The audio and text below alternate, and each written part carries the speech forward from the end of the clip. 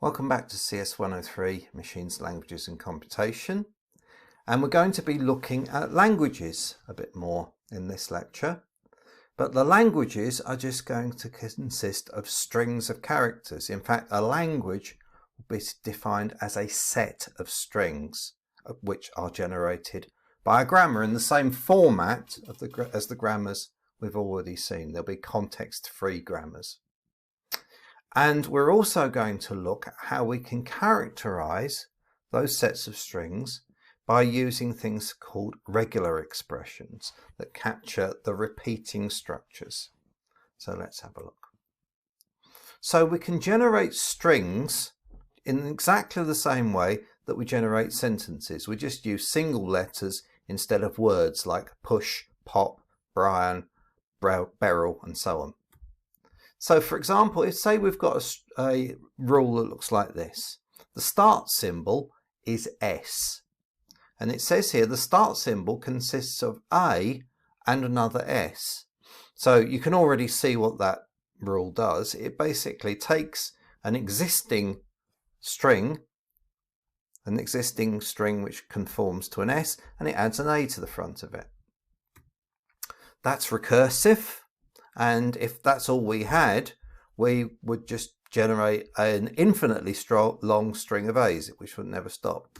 But we've got another rule.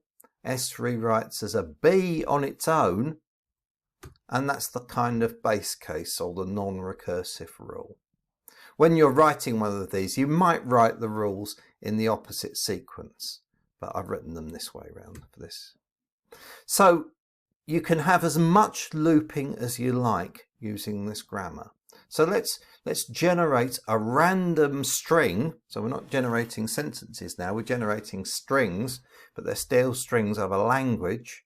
Let's generate a random string using this grammar. So we start with our start symbol and we pick one of our two rules to fire. We'll use the first one. That'll probably give rise to a more interesting string. So we rewrite the start symbol as A and an S. Rewrite this as this. Are we finished? No, we've still got non-terminal symbols in there. So we have to now choose a rule to expand this. We'll do the same rule again and again and again. And then finally, we'll rewrite this time the S symbol as just B. So we end up with the string A, B. That's one of the strings that we can generate. This grammar generates an infinite number of strings, an infinite and countable number of strings if we want to be pedantic. And that set of strings that this grammar generates is called a language. Regular expressions can be used to capture a language. So we can describe our languages, the infinite sets of strings, using regular expressions. For example, earlier in the class, I exposed you to this thing, and you might not have known what it meant at the time, but now you're going to find out. The star here means repeated 0 or more times. So you can have 0 or more I's. So this is M, followed by 0 or more I's, followed by 0 or more U's, but then you're allowed to repeat this portion 0 or more times. So what does that mean? That means that this is the set, this is the language that's described by this regular expression. If you have 0 of everything, you just get M. If you have M and then 1 I, and then 0 of everything else, you get MI. But you can skip the I if you want to, because there's a star there. That means you can have 0 of them, so you can have MU. Or you can have MII. Well, how does that work? Well, you have M, then you have 1 I, that's 0 or more, then 0 U's, then you're allowed to repeat back to here, and you're allowed 1 I again. Or you can have MIU, that's one of those and one of those, MUI. How does MUI work? Well, basically it means you have 0 of those, then 1 of those, then you repeat back in here, and you have 1 of those, and 0 of those. Notice that you don't have to repeat it with the same pattern each time. When you're going for example, M-I-I-U, the first M-I, that's this pattern, but with one I and no U's. But then the second repeat has one I and one U, so it's a different repeat. So that's a star. That's one of the ways, one of the repeating structures we see in regular expressions. Let's see what else we can do. So if you see a star next to a symbol or a collection of symbols in brackets like here, that means 0 or more times. So you don't have to have it at all if you don't want to, or you can have as many of them as you want. So if you had chocolate button star, that means you don't have to have any chocolate buttons, but you can have 28,000 of them if you want, but I wouldn't recommend it. X plus means that you have to have at least one of those. If you have to eat potatoes, then potato plus would mean you have to eat one potato. So you have to have at least one potato, but you can have more if you want. So X plus means X at least once, more times if you like. So you can repeat it. X to the power of n means X exactly n times. And we can in fact use a number instead of n. So if we wrote X to the 5, that would mean 5 x's, x, x, x, x, x, x. And if there's no superscript at all, it means you've got exactly one of them, just like the m in here in this regular expression. There's no superscript. That means it's just one m, exactly one. Now here, x can be a character, or it can be another regular expression. So that means you're allowed to put things in brackets and repeat them, as we do up here. And as I say, when you're repeating a nested regular expression, it doesn't have to repeat the same way each time. That's important. So let's see a grammar. And let's think about the set of strings it generates. We use regular expressions to describe the set of strings. The set of strings, as I've said, is called a language. Let's have a look at this. So here's a grammar.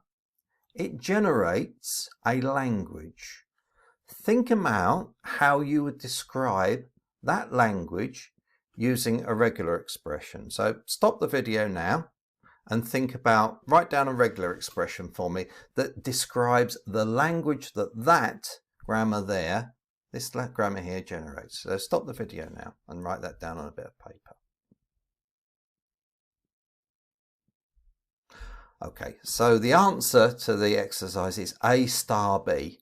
It's 0 or more A's and then a B. So regular expressions are ways of describing the languages. You're not allowed to use regular expression syntax inside your grammars.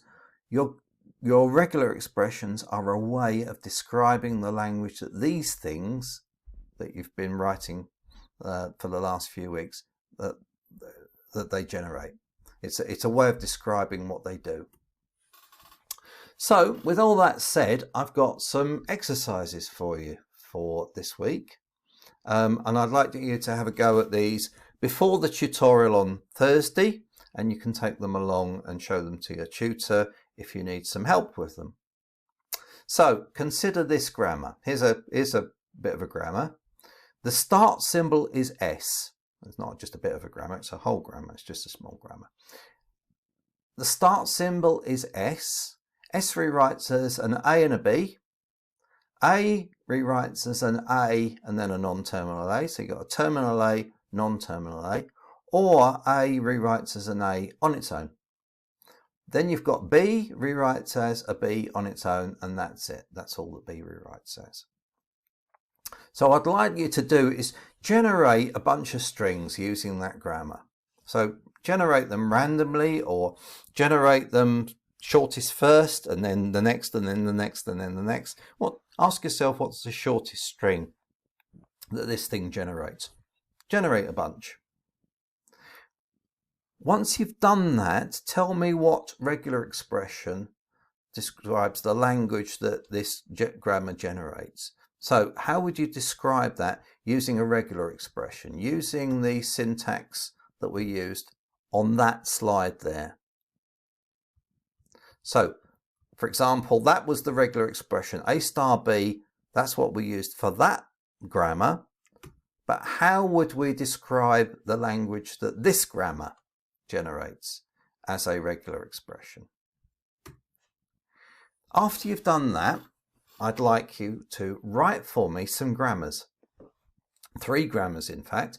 First of all, I'd like you to generate one that can generate strings of the form A plus, B plus. That means at least one A, possibly more, followed by at least one B, possibly more. So all of these are in, but you can't have A because you've got to have at least one B, and you can't have B because you've got to have at least one A, and you can't have AB. It's just got to be a string of A's followed by a string of B's, but there's got to be one of each at least. Then I'd like you to write me a grammar that generates strings of the form A plus, B plus, and then the whole thing repeated at least once. So the very shortest string that you can generate is AB. That means one A and one B, and there's one occurrence of it. So that's the shortest. You can also generate AABB, but you can also repeat it. So you can have 4 A's, 2 B's, 2 A's, 2 B's. Or you can have AB, AB, A, triple B. But you can't have 4 A's. You've got to have at least one B in there. You can't have 2 A's, 2 B's, 2 A's, because it's got to end with B's. And you can't start with B's because it's got to start with A's. So it's got to start with A's. So you've got to have some A's at least once, then some B's at least one. Then you can repeat that pattern as many times as you like, but you don't have to repeat it the same way each time, notice. Then finally, let's see if you can generate a grammar for me to write strings of the form A to the N, B to the N. And what that means is exactly the same number of A's and B's. So you can have 2 A's, 2 B's, 3 A's, 3 B's, 4 A's, 4 B's, 1 A, 1 B, but you can't have an unbalanced number. So based on stuff that you've done last week, you should know how to do that. So good luck with those, and I look forward to seeing your answers.